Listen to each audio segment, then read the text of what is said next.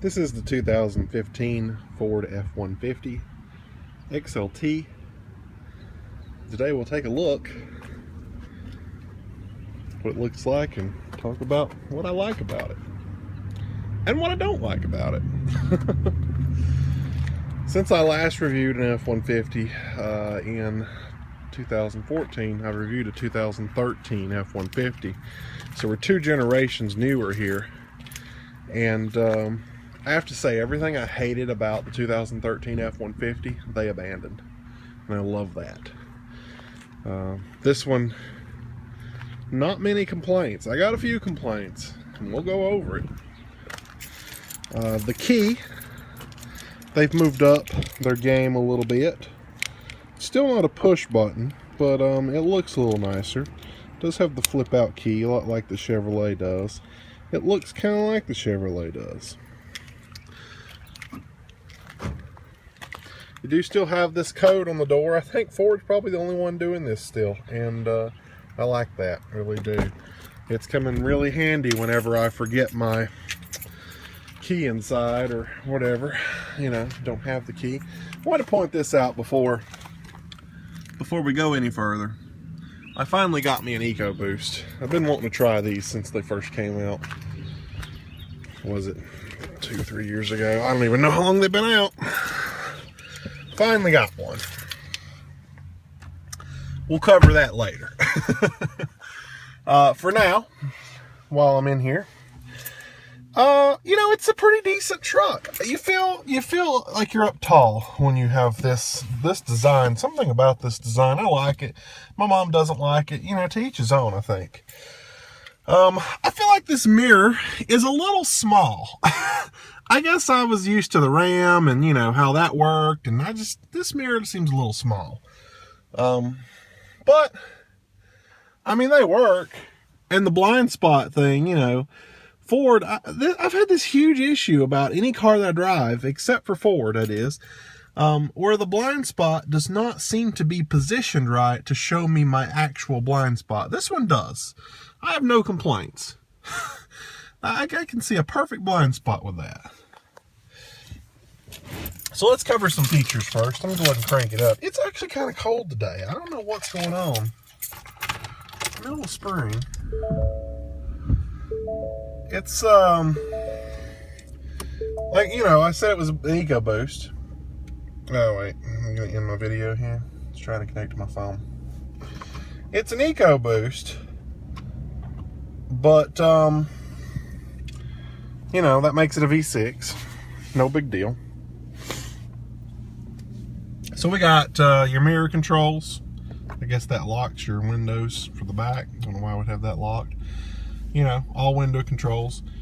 Automatic down, automatic up. I like that. Your door handles here, door locks, which, I mean, you never use this. I mean, you never use it with it down there. Hopefully that doesn't keep going off. This is to control your fog lights. This is the bed light to turn on the lights in the bed. This is the dimmer switch for your dash. The automatic headlights are kind of weird because automatic is over here, not here. So, you know, I guess on every other car you're a little used to it being over there, but it's not. So that's whatever. As far as stereo controls, you know, back, forward, volume, and then this changes the mode. Like, you know, is it on phone? Is it on FM? USB somewhere in here, I think. So yeah, we'll just leave that for now. Then you have your mute button, voice button to talk to sync, call button, hang up. Over here you've got your cruise control set, plus and minus, resume, cancel, on, off. And then these buttons will control the dash. Now the dash is sort of disappointing to me because, I mean, you know, it's just a basic dash. It's got everything you need. You know, you got all your gauges, but the middle screen is really not customizable at all. You got 214 miles till empty. You can see your instant fuel economy while driving, or you can see your average, which actually that's a pretty good average, in my opinion. That's it. And then you can go into different, driver assist. You can see your engine hours, 92. It is a brand new truck, by the way. Tire pressure. That's pretty cool that you can actually see the tire pressure. That's something that, trailer sway is on. And that's it. Settings. Vehicle settings. I don't know what that is. Lighting. Locks. Oil life reset. Wipers. So we got lighting. What? An A jamp? A lamp? Auto lamp? I don't know. No, thought that was a J for a second. Auto lamp. Daytime running lights. Yeah, I like those. Locks. Auto lock. Auto unlock. Okay, remote unlock. Yep. I mean, that's pretty cool, that you can. Wipers. Court wipe, whatever that means. So, it's kind of, and I haven't, so it's got my key. I'm not going to set up my key because obviously I want the full power and not to be. Distance, miles, temperature, Fahrenheit, tire pressure, language. So that's pretty much that. Go back to these things. Here's your trip. What is this? I have no idea. Okay, so I've put 147 miles on it since I got it. I don't understand what this is. Does it tell me how fast I'm going? Now, this is what I was looking for, if it does. Hold on, let me make sure I can back up here. We're just gonna drive forward for a second.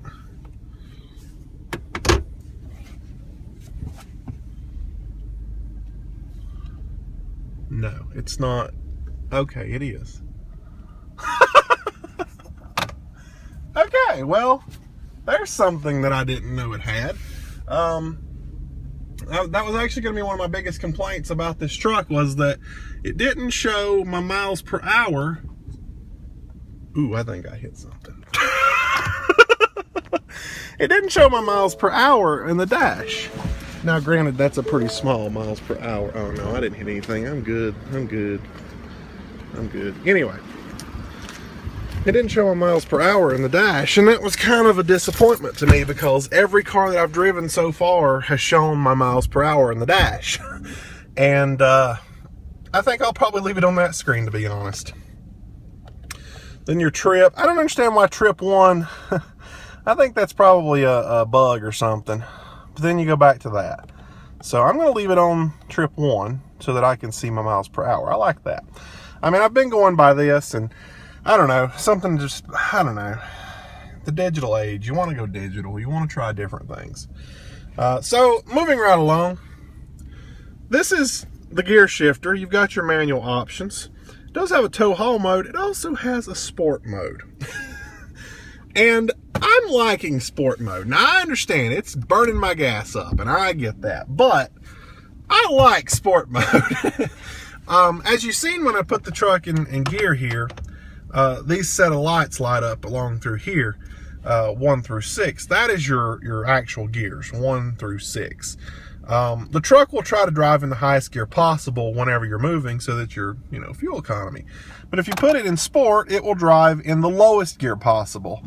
And that kind of burns your gas up. But at the same time, when you step on it, there's no waiting to shift down. It just spools up the turbo and goes. And I like that. Over here, well, we got, by the way, we got 4-wheel drive. I did mess with that yesterday. It works pretty good. There's no electronic locking differential, but whatever. Stereo system is very, very basic. There's not anything to offer here that would impress me. There's not even satellite radio. And I like my satellite radio. And usually I'll bash a car that has horrible, horrible features or a horrible set of features. But I really like this truck, despite it not having satellite radio. And despite my menus being all messed up, but finally showing me miles per hour. Go figure. When I set my cruise, yeah, okay, it moves it down. I started to say, it would show the cruise speed earlier, and I was like, So there's not a whole lot to go through with this. You know, I showed you earlier how to change. You got CD, you got radio stations. These will go to your USB, which I've plugged in down there, or my phone through Bluetooth. Then there's phone menus to control your phone, you know. This is to control, like, you know, the settings, like bass and all that. Mute button, clock, if you want to set your time. And then menu, which is really all that matters, menu. You got the navigation buttons here, as well as select buttons here if you need them. You got radio menu. You can do all this stuff that you would normally do with radio. Sync settings, which just, you know, it's where you could connect your phone to Bluetooth, all that stuff. It actually needs a sync update, and I don't know if I can do that, to be honest. If I go into sync apps, it just, nothing can work without an update. And, you know, whatever. To each his own. I don't care. It's not my truck, but if it was, I'd go get it updated. Go back to menu. Menu. Audio settings. You've got speed compensated volume. Sound settings. You can set the occupancy to, you know, make it sound better for the driver or for the whole truck. Clock settings, display settings, just language and temperature setting, because it does show the temperature on this one as well. We'll hit radio to go back. You see there's temperature 52. In this one you see northwest. You don't see temperature. It's kind of weird how, well, I don't know, maybe it was something else that I could go to. I don't know. It was asking earlier temperature. So then on down here you've got your CD player, your manual heat and air, which seems to work pretty well actually. I mean, you know, I'm impressed. You can do any combination of the three at the same time or however you want it. And there's no, you know, fumbling and messing to find what's what. You know what button's what because it's in order. You know, this is the top, this is the bottom, this is the middle. And you can change it from hot to cold. You can recycle your inside air, on, off. It's very basic and simple, but it gets the job done.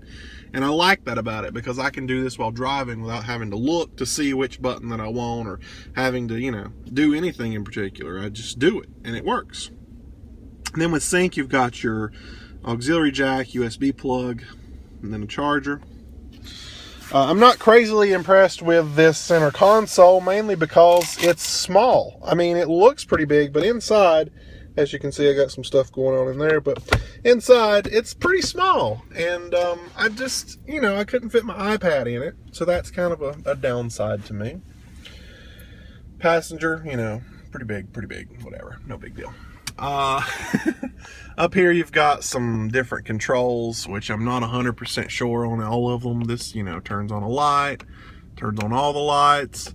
I believe that stops the lights from coming on when you open the door. I don't know what that does. And then that turns on that light. I don't know what this one does. I pushed it. It didn't do anything. Maybe it's the backlight. No? Because that button's over here. I don't know. I don't know what it does. This is a pretty basic truck. It's got, I mean, everything in it is basic. It's not fully loaded. It is an XLT, which, I mean, you know, I gave the other truck a bad review because the XLT didn't have any features.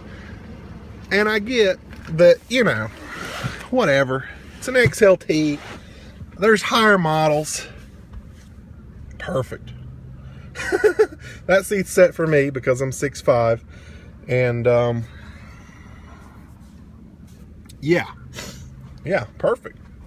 I could fit 4 or possibly even 5 full-size adults in this truck. Well, actually, with that, 6 if I really needed to. Comfortably 4. I ain't gonna push no limits comfortably for. There's a US or a, you know, charger.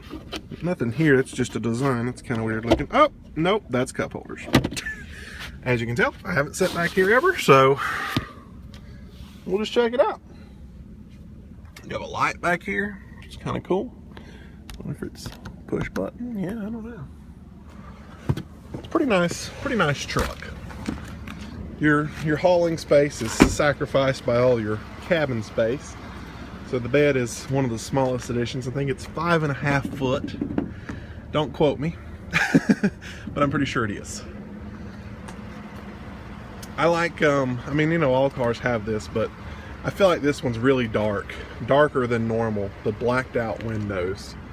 Really like that about it. Let's have a look under the hood at this turbo boost, EcoBoost. Where is the thing? Right here it is.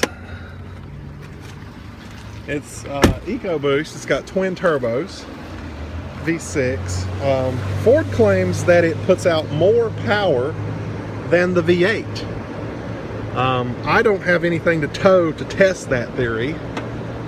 I don't know how to get the hood open, to be honest with you.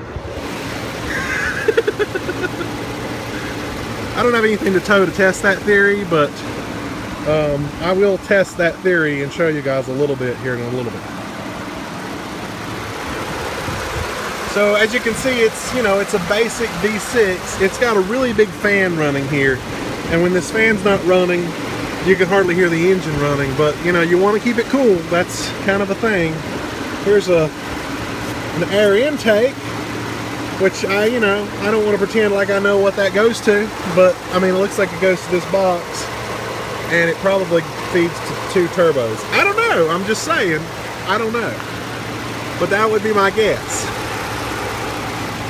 I wish that I could put a microphone under this hood and video it for you guys. I wish I had that ability. I don't have, I mean, I'm shooting this with my phone. I don't have a whole lot of options right now as far as recording equipment, but I would love to get the sound of that turbo, and I'll try to, we'll hit the road up here, and I'll try to roll down the windows and see if I can't catch a little bit of it. But when I watched Bill's T-Max, who, by the way, if you don't have someone regularly to watch on YouTube, I love his videos. I need to go shut that door before I leave. Bill's T-Max is, he's a YouTuber. He's just a daily vlogger, basically. And I really like his videos. And when he bought his 2013, ooh, it's starting to rain. By the way, no reverse sensing. I know his has it, mine doesn't. When he bought his 2013, he went for it basically because of the EcoBoost. I mean, you know, he was a Ford person, or no, he wasn't actually. He was a GM person his whole life. Drove a GMC, drove a Dodge, drove everything but a Ford, and was always against Ford. Every time we mentioned Ford, he would, you know, snarl his nose at it. It was not his cup of tea until he drove a 2014 F-150 EcoBoost. He rented it and he was hooked. So he purchased a 2013 F-150 EcoBoost, and he's talked about how, you know, the turbo is just awesome and it's just completely awesome and everything's awesome. But he never really covered the fact, and I mean, maybe I should have just known, but I've never driven a vehicle with a turbo. Never covered the fact that it has this hiss.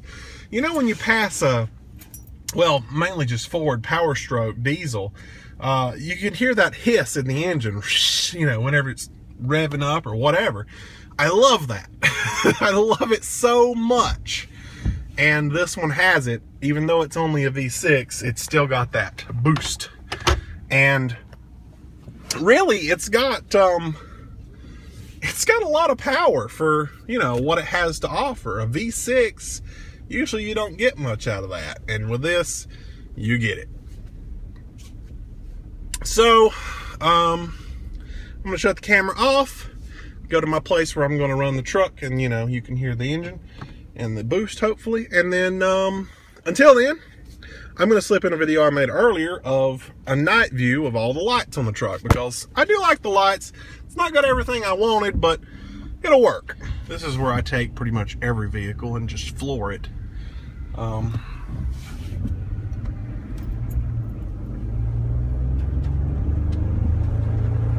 really don't think you can hear it as good as I can. I didn't floor it either. I wanted to have less engine noise and more turbo noise so that you could actually hear it. But, you know, that didn't work, apparently. So, we're going to jump off here. And I'm going to try to do a couple runs where I floor it.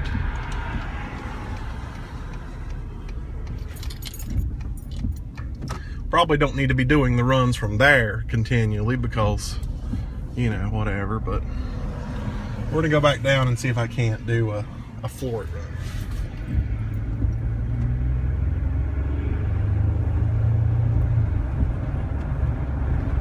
Right, again, I kind of like to stop here before I do it, but I'll slow down as much as I can before I floor it.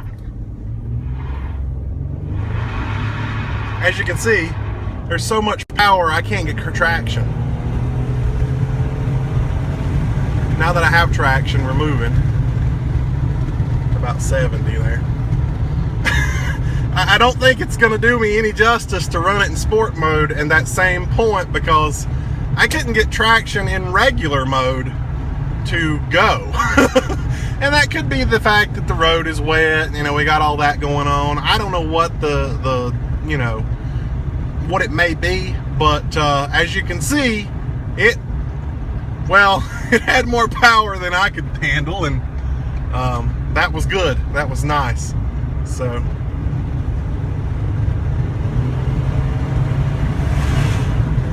yeah, it's got the power of a V8. I have no complaints about the power at all. So I've got the window down to try and hear the turbo there, but I have no idea if you guys heard anything, to be honest. I really wish I could show you better than that. I really wish I mean, I have a microphone that I could put in the engine bay, but I have nothing to plug it into. I don't have a laptop or anything to record with, and you know, it's one of those like 3-prong, you know, what you would use in a computer. I don't think that would work in my phone. That, you know, my phone would think it's headphones, not microphone. So anyway, we're gonna grab a spot here, turn around, and maybe try to launch it from here. I don't know if I can do that here or not.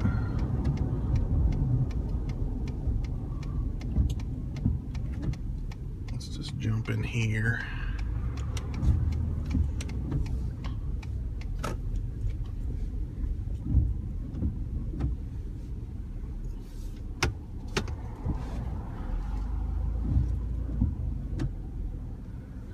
Alright, so I'm going to hit sport mode.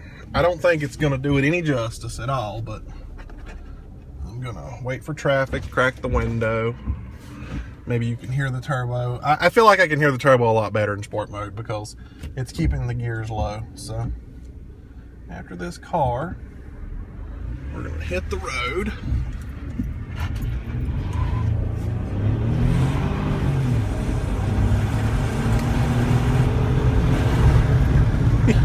Yeah. It's just got way too much power. There's nothing I can do with it. A V6, but it's got the power of a V8 and then some. You know, I'm gonna roll this window up and see if maybe just by road noise you can hear it, because occasionally when you're on this road, if you give it a little bit of gas, you can hear it spool up while going. I'm going downhill right now, so that's obviously not going to happen right now, but I hear a lot of road noise. That's the only disadvantage at this point. As far as road noise and comfortability, this thing is really comfortable for a truck. I mean, compared to, say, the Ram. I don't know if you could hear that at all. I can hear it just fine. I'm also speeding though, so I need to slow down. but it's pretty comfortable. I mean, you know, compared to the Ram, it drives very comfortable. It's not like a truck. I mean, it feels like a truck, but it doesn't feel like a truck. I don't know if that really makes any sense at all. It's definitely a truck, and you know it's a truck, but when you're riding, you think, oh, this might be a comfortable, you know, luxury. It's definitely not a luxury truck. Is this car gonna stop? Holy jeez, I didn't think he's gonna stop. Well, I mean, it turned green anyway, but yeah, so whatever. It's nice. And the thing is, like, you know, the things that I was talking about that it doesn't have that I wish it did, all the stuff that it doesn't have that I wish it did is optional. You can add it as an optional feature at a later date. I mean, not a later date, but you know what I'm saying. You can add it as an optional feature when you buy the truck.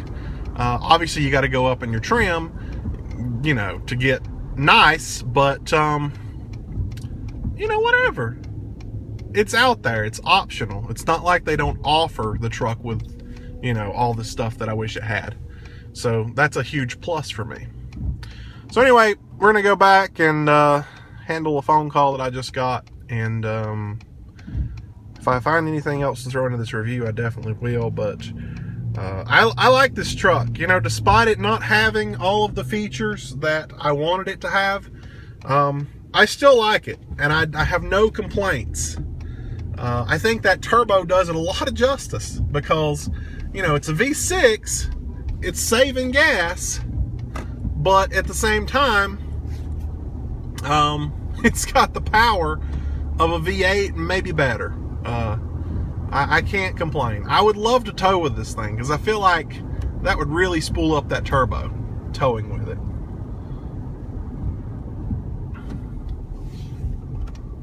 So, anyway, I'll let you guys go. This has been the review of the 2015 F-150 XLT, and I like it. I do like it. They did good. Oh, by the way, I was going to mention, everything that I hated about the other one that they abandoned, this doesn't flick down and come back up now. It actually stays down the way it's supposed to work. They did that in 2014, and I guess they got enough people telling them this is stupid to stop. So, it's fixed, and I'm happy. I'm happy with that. So, yeah, I'll see you guys later. Forgive me if this doesn't work, but we're gonna try it.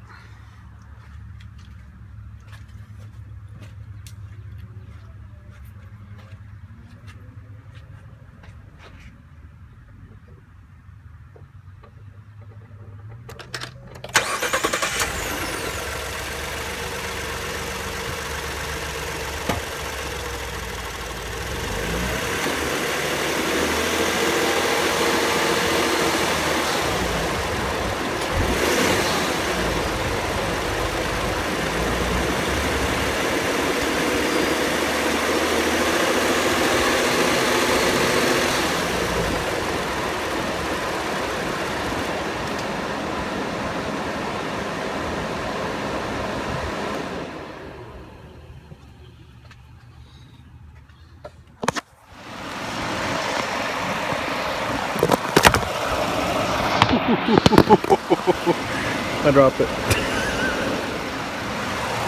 This is like the wind tank. Let's just pull it.